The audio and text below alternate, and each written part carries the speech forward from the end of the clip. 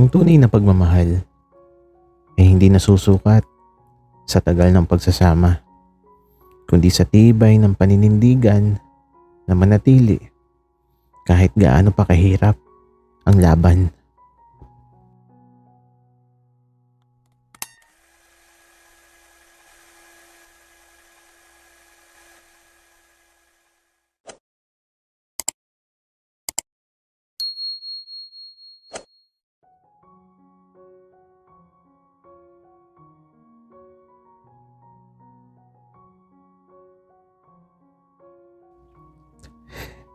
Sa nakalipas na araw, ewan ko ba, pero kahapon may kakaiba akong nararamdaman.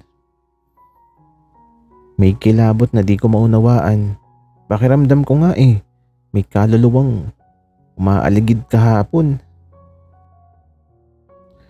Kaya eto, nagtungo kami nila lolo at lola sa simbahan. Kasi may nararamdaman akong kakaiban, ewan.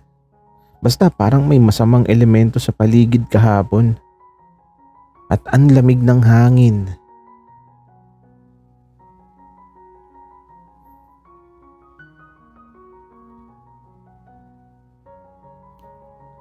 At syempre, napuyat na naman ako kaka-ML.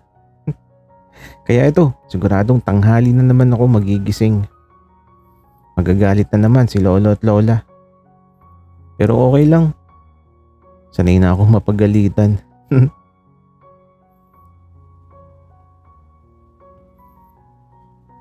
Kaya eto, sa kalagitnaan ng mahimbing na tulog ko, naramdaman ko na may nagbukas ng pintuan tapos may naupo sa tabi ko.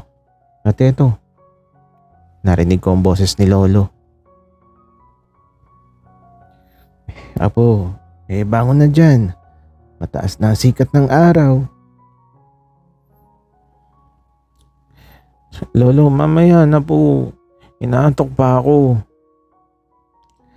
Apo, bumangon ka na. Dali na. Lolo, ang aga pa. Mamaya na lang po. Antok pa talaga ako. Apo, may tao sa labas. May naghahanap sa'yo. Naku, lolo, baka may mag-aaya lang mga yan sa galaan. Sabihin nyo na lang po lolo may sakit ako. Apo naman Ay naku, bahala ka. Diyan ka na nga. Wika ni lolo na umalis na ata yun. Narinig ko na may nagsara na ulit ng pinto.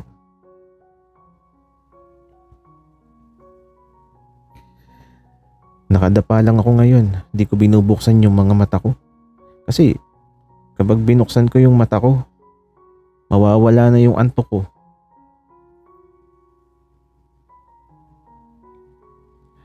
Kaya eto, nakapikit lang talaga ako. Kaya lang si lolo pumasok na naman sa silid ko. Ay nako, ang kulit ni lolo. At eto, naupo siya sa gilid ng kama ko. Ayaw ko talagang buksan yung mga mata ko kasi mawawala yung antok ko. Kaya ito, sabi ko na lang.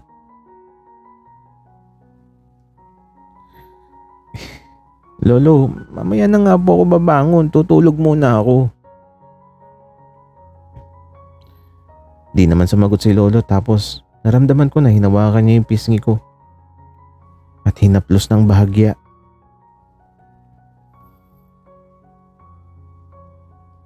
Pero teka, bakit ganito? Ang lamig ng kamay ni lolo at hindi magaspang. Tapos nagsalita siya bigla. Akiro, ako to. Si Gab. Sobrang nagulat talaga ako, Teto.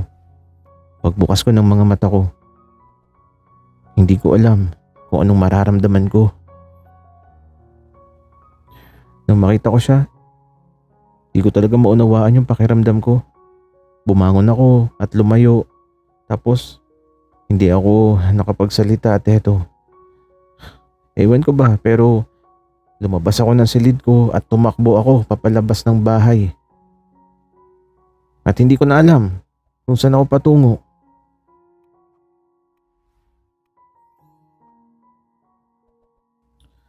Habang tumatakbo ako, gulong-gulo yung isip ko.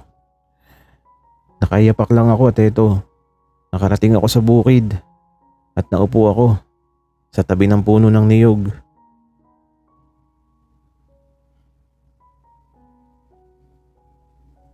Huwag kayong magalala. Sinilip ko muna kung may bunga. Baka mamaya ay mabagsakan pa ako. Eh di lalong humaba ang kwento kapag nagka-amnesia ako.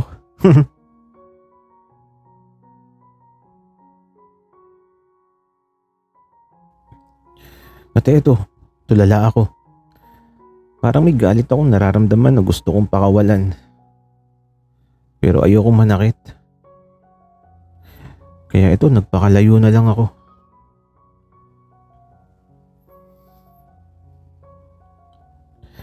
Nanginginig yung buong kalamnan ko. Ayoko siyang makita kasi sabi niya babalik siya agad. Tapos, nawala na lang siya bigla. Alam ba niya kung gaano ako katagal na naghintay nung walang kasiguraduhan kung babalik pa siya?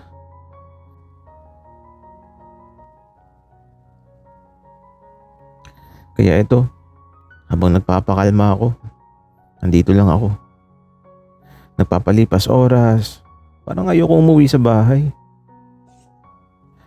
Kaya ito, naglakad na ako at pupuntahan ko na muna si Ibes.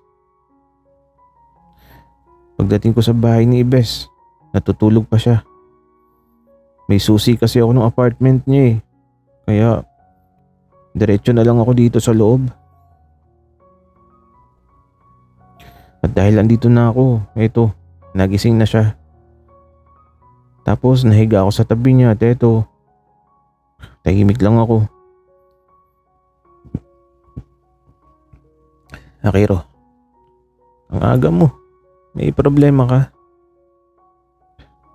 Ibes, wala naman. Ah, wala ba? Eh bakit ang aga mo naman dito? Wala lang. Gusto lang kita makita, Ibes. Bakit, Akiro? Miss mo na ako kaagad? Oo naman. Wika ako. At ito, niyakap na ako ni Ibes. At sa sandaling to, tahimik lang ako. Akiro, may problema ka. Tahimik ka eh. Ano ba yun? Sabihin mo na sa akin. Wala nga, okay lang ako. Wika ako. Okay, sabi mo eh. Kumain ka na ba, Akiro? Tara. Kumain muna tayo sa labas. Wala akong gana, Ibes. Akiro, ano bang nangyayari sa'yo? Bakit ang arte mo? Hindi ka naman ganyan na. Tara na, kumain na tayo.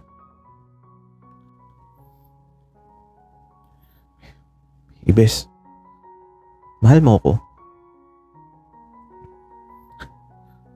Aba, oo naman. Mahal na mahal. Pero teka nga, bakit ka ba nagkakaganyan? Ano bang problema, Akiro? Wala nga, Ibes. Tara na kumain sa labas. Libre mo ako ah. Okay, tara na. Wika ni Ibes. Kaya naman ito, nagbihis lang siya at lumabas na kami para makakain. Nagutom talaga ako kaya ito, kumain ako ng madami sa paborito naming karinderya.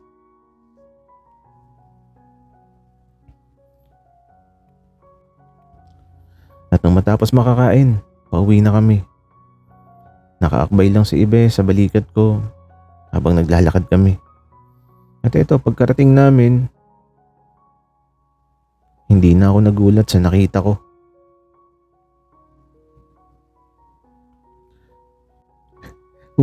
May kapitbahay na ata ako. Siya na ba yung bagong titira sa apartment na yan? Tara, Akiro. Kausapin natin.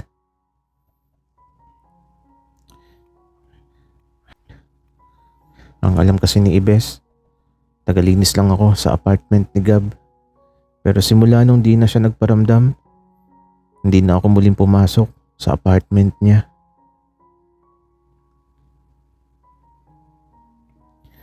At si Ibes eto sumilip sa pintuan ng apartment ni Gab. Ako naman, eto, pumasok sa apartment ni Ibes. Nakakatabi lang ng apartment ni Gab. Hindi ko alam kung anong nangyayari sa kabilang apartment. Basta ang naririnig ko, nag-uusap sila. Ako naman eto, gulong-gulo tapos naiinis ako.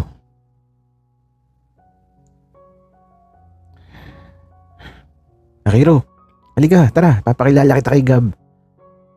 Wika ni Ibes na halos kalad ka rin na ako papalabas ng apartment niya. At eto, hinila niya talaga ako sa loob ng apartment ni Gab. Ang lakas kasi ni Ibes eh. Ang laki ng katawan niya. At nung makita ko si Gab, nakatingin lang siya ng seryoso sa akin. Hindi siya ngumingiti. Ako naman ganun din. Tapos eto, inabot niya yung kamay niya sa akin.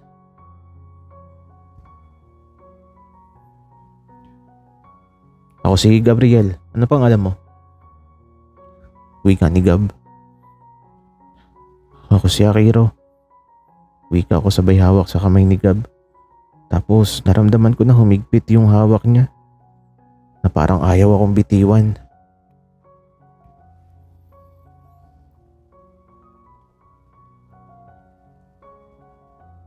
Pero pilit akong kumakawala kasi si Ibes. Napatingin na siya sa kamay ko.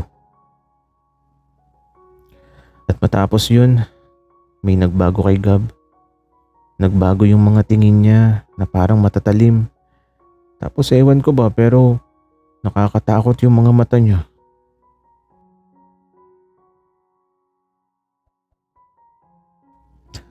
Alam mo yung batang inagawan ng lollipop? Ganun siya tumingin na parang may gustong bawiin. Tapos si Ibes, inakbayan niya ako, teto. Lalong parang naging matalim ang tingin ni Gab.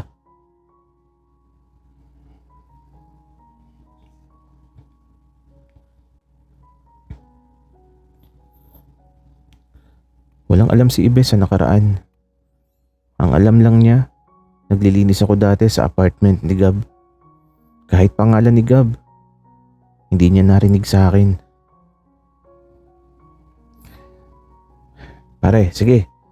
May iwan ka na muna namin. Kapag may kailangan ka, kumatok ka lang sa pintuan ko. Wika ni Ibes. Sige pare. Wika naman ni Gab at eto, umalis na kami ni Ibes na nakaakbay sa balikat ko. Akiro, magkakakilala ba kayo? Tanong ni Ibes sa akin. Ibes, wag kang magagalit ah. Oo naman Akiro, hindi ako magagalit. Ibes, siya yung taong nawala ng 3 taon. Akiro, ito ba yung kwentong ayaw mong balikan kaya kahit kailan hindi ko na tinanong sa'yo kasi ayaw kong masaktan ka. Pero ngayong nagbalik na siya, paano na ako?